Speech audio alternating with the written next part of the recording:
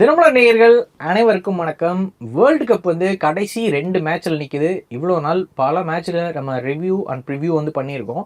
So இப்போ நம்ம பார்க்க போகிறது தேர்ட் பிளேஸ் மேட்ச்சுக்கான ப்ரீ மேட்ச் ரிவ்யூ நம்ம பார்க்க போகிறோம். அதாவது ஃப்ரான்ஸ் அண்ட் இங்கிலாந்து செமிஃபைனலில் ரெண்டு டீமுமே தோற்றுருக்கு.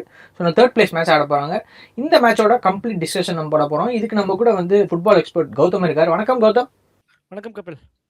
ஓகே, இந்த தேர்ட் பிளேஸ் மேட்ச் அவ்வளோ இம்பார்ட்டன்ஸ் இல்லாத மேட்ச். பட் இருந்தாலுமே ரெண்டு டீமுக்கு ஒரு ஹையில் ஃபினிஷ் பண்ணணும் அப்படின்னு நினைப்பாங்க. ஒரு தோல்வியாக இருந்தாலுமே அடுத்த மேட்ச் கண்டிப்பாக யாராக இருந்தாலும் மீண்டு வரணும் அப்படிங்கிறதா இருக்கும்.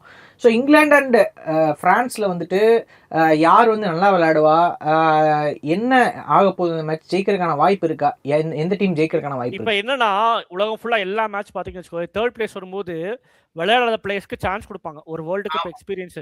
அப்போ என்னன்னா கோல் கீப்பர் 2 பேர் மாற்றுவாங்க. இவங்க பார்த்தீங்கன்னா பிக்ஃபோர்ட் எடுத்துட்டு டீன் எண்டர்சனோ இல்லை இன்னொரு கோல் அவங்க இதே மாதிரி ஃப்ரான்ஸ்லேயும் மாற்றுவாங்க. ரெண்டாவது விஷயம்னா இப்போ பார்த்தீங்கன்னா டெம்பெலியும் கெயின் பாலண்டியர் ரேஸ்ல கிட்டத்தட்ட இருக்காங்க. மெஸ்ஸி நல்லா விளையாடாலும். ஸோ அப்போ என்னன்னா அவங்களும் ஒரு 2 கோல் போட்டு வச்சுப்போம், நம்ம பாலண்டியருக்கு கடைசியில் யூஸ் ஆகணும். டெம்பெலி அவங்க ஸ்டார்ட் பண்ணலாம். எம்பப்பியும் மேபி ஒரு ஆஃப் மேபி ஒரு கோல் போட்டாருன்னா எடுத்துருவாங்க, இல்லை மேபி சப்ஸ்டியூட்டா வருவார். ஸோ லைன் அப் என்னென்ன ப்ரெடிக்ட் பண்ண முடியல. ஒலிசியோட சிச்சுவேஷனும் ஸ்டார்ட் பண்ணுவாரா என்னன்னு தெரியல. இல்ல பிரான்ஸ் இல்ல நாங்க தேர்ட் பிளேஸ் ஹெவியா முடிக்கணும், நாங்க சாம்பியன்ஸ் மாதிரி தான் அப்படின்னு சொன்னா தேர்ட் பிளேஸ் முடிச்சாலும் முடிக்கலாம்னு எந்த டீமுக்கு யூஸும் கிடையாது. என்ன காசு தான் அதிகம் கிடைக்கும் தேர்ட் பிளேஸ் முடிச்சா. காசு ஒன்னு ஒரு மெடல் கிடைக்கும், பிரான்ஸ் மெடல் கிடைக்கும், அவ்வளவுதான். ஸோ ஆனா ஹிஸ்டாரிக்கா பேசுவாங்க எந்த டீம் அதிகமா ஃபர்ஸ்ட் 4 பிளேஸ்ல தேர்ட் பிளேஸ்ங்கிறது இம்பார்ட்டன்ட் தான், ரொம்ப இதெல்லாம் கிடையாது. ஸோ அப்போ இங்கிலாந்துக்கும் என்னன்னா சமா இந்த வேர்ல்டு கப் போயிருச்சு, அடுத்த வேர்ல்டு கப் செட் பண்ணுவோம் அப்படின்ட்டு யங்ஸ்டர்ஸ்க்கு. ஆனா அவங்க எல்லா பிளேயர்ஸ்க்கும் சான்ஸும் கொடுத்துட்டாங்க. சான்ஸ் கொடுக்கல. ஆமா, நல்ல நல்ல பாயிண்ட் சொன்னீங்க. ஸோ அவருக்கு வேணா ஒரு மேட்ச் கொடுக்கலாம். எப்படி ஆடுவார்? நல்லா விளையாண்டுருக்காரு ரெண்டாவது ஹாஃப். அவர் கடைசியில் அவரை கொடுக்கவே கிடையாது. சரி, ஓகே. இந்த மேட்ச்ல லைன் அப் எப்படி இருக்கும்னு தெரியாது. இதுல இங்கிலாந்து இவ்வளோ மேட்ச் ஆடி இருக்காங்க, இப்போ பிரான்ஸ் இவ்வளோ மேட்ச் ஆடி இருக்காங்கன்னா ரெண்டு டீம்லயும் முக்கியமான வீக்னஸ் என்னவா இருக்கு? இப்போ பார்த்தீங்கன்னா பிரான்ஸ் இப்போ எக்ஸ்போஸ் ஆகுறாங்க ஸ்பெயின் மேலே.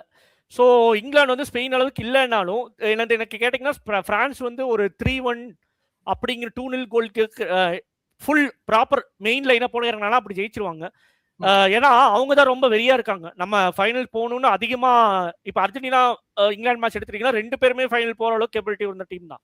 ஆனால் பிரான்ஸ் ஸ்பெயினில் பார்த்தீங்கன்னா பிரான்ஸ் தான் எல்லாருமே ப்ரெடிக்ட் பண்ணியிருந்தாங்க, பட் ஸ்பெயின் போயிட்டாங்க. ஸோ இன்னும் வெரி ஜாஸ்தியாக இருக்கும்.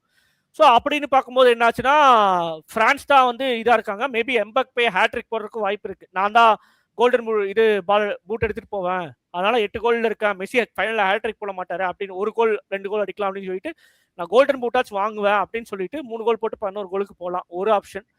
இல்ல 2 டீமும் இங்கிலாந்து கூட இல்ல இங்கிலாந்து யார் லைனை பிறக்கிறாங்கன்னு பொறுத்து சொல்ல. அவங்க செகண்ட் பிளேஸ்ல சான்ஸ் இது கொடுத்து கரெக்ட் தான். ஆனா வெறியா இருப்பாரு கண்டிப்பா. நான் இந்த மேட்ச் 2 கோல் ஆச்சு போடணும் அப்படிங்கிற ஒரு இதோட இருப்பாரு.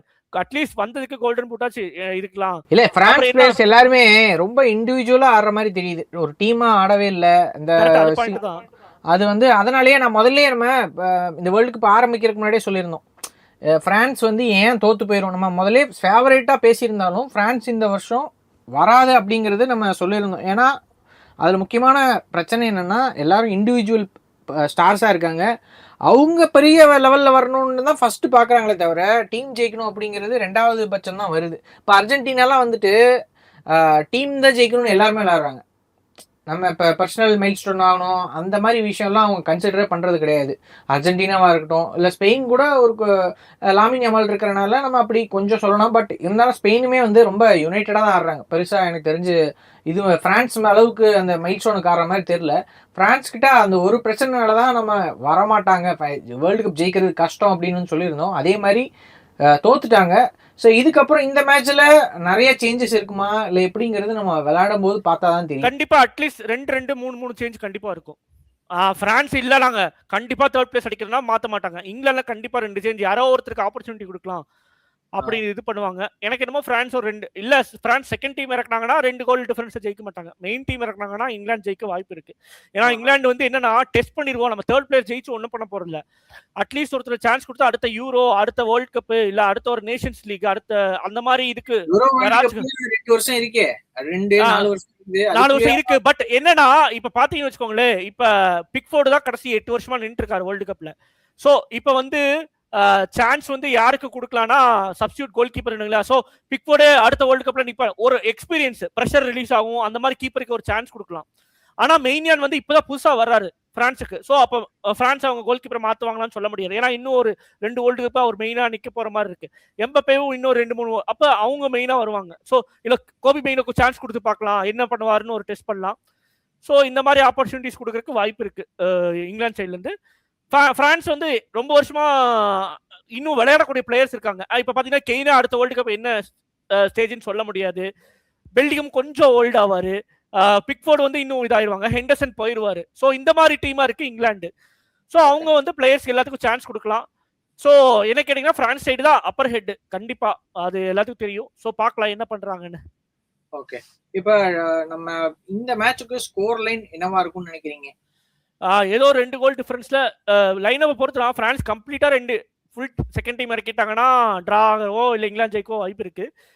ஃபுல் டீமை ஃபர்ஸ்டாவே இறக்குறோம், இதே மாதிரி தான் நாங்கள் வருவோம் அப்படின்னு பண்ணாங்கன்னா 2-0 இல்லை 3-1 அந்த மாதிரி ஜெயிக்க வாய்ப்பு இருக்கு. அது ஏன்னா 3rd 4th மேட்சுக்கு லைனப்பே கண்டே பிடிக்க முடியாது, யாருனாலும் கண்டே பிடிக்க முடியாது.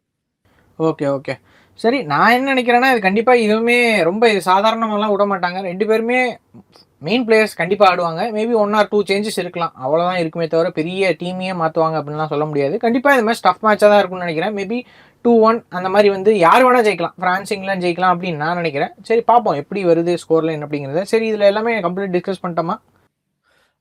இது உங்களுக்கு வந்து பாத்தீங்கன்னா நம்ம ஃபார்மேஷன் தெரியணும், வேற ஏதாச்சும் சொல்றதா இருந்தாலும் நம்ம இப்ப லைனப்பே தெரியாம நம்ம யார் எப்படி விளையாடுவாங்கன்னு நம்ம கம்ப்ளீட்டா இது பண்ண முடியாது. ஸோ நம்ம வந்து ப்ரிவியூல இதை விட பெட்டரா சொல்லிடுவோம்.